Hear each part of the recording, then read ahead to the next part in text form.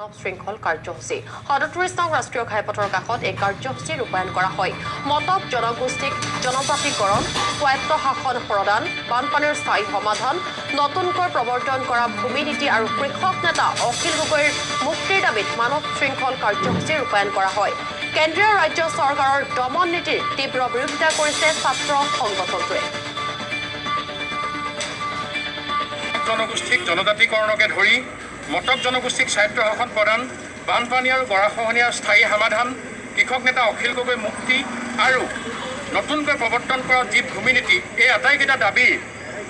দাবীত আজি সদৌ অসম মটক যুৱ ছাত্ৰ সন্মিলনে কেন্দ্ৰীয়ভাৱে কৰা এই কাৰ্যসূচীত ঘোষণা কৰা কাৰ্যসূচীত আমি শিৱসাগৰ জিলা মটক যুৱ ছাত্ৰ সন্মিলনে আজি আমি ৰাষ্ট্ৰীয় ঘাইপথৰ কাষত থাকি অসম চৰকাৰ আৰু কেন্দ্ৰীয় চৰকাৰক ইয়াৰ পৰা আমি দাবী জনাইছোঁ যে যি আদিম ভূমিপুত্ৰ মটক জনগোষ্ঠীৰ জন্মলগ্নৰ দাবী, মটক জনগোষ্ঠীক যাতে অতি শীঘ্ৰে জনজাতিকৰণ কৰে, মটক জনগোষ্ঠীৰ প্ৰাপ্য যি দাবী, স্বায়ত্ত শাসন প্ৰদান, এই সকলোখিনি দাবীক সামৰি আমি আজি মানৱ শৃংখল কাৰ্যসূচী কৰিছোঁ। যিহেতু চৰকাৰে যোৱা ডিচেম্বৰ মাহত আমাৰ লগত আলোচনা কৰি আমাক স্বায়ত্ত শাসন প্ৰদানৰ কথা কৈছিলে, জনজাতিকৰণৰ প্ৰক্ৰিয়াৰ কথা কৈছিলে,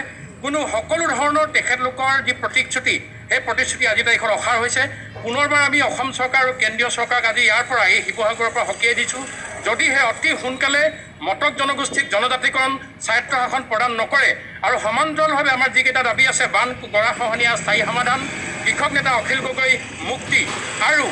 মূল্যবৃদ্ধি ৰোধৰ ক্ষেত্ৰত যদি চৰকাৰে যাৱতীয় ব্যৱস্থা গ্ৰহণ নকৰে, তেনেহ'লে আমি আজিৰ পৰা ভয়ানকভাৱে আৰু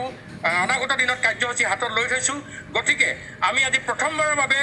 চৰকাৰক, কেন্দ্ৰীয় চৰকাৰ, ৰাজ্য চৰকাৰক শিৱসাগৰৰ পৰা পুনৰ সকিয়নি দিছোঁ। আমাৰ দাবীসমূহৰ প্ৰতি তেখেতলোকে যদি কোনো ধৰণৰ আশ্বস্ত প্ৰদান কৰিব নোৱাৰে বা কোনো ধৰণৰ তেখেতলোকে ব্যৱস্থা গ্ৰহণ নকৰে, তেনেহ'লে ইয়াতকৈ জংগী আন্দোলন কৰিবলৈ আমি বাধ্য হ'ম। জনগোষ্ঠী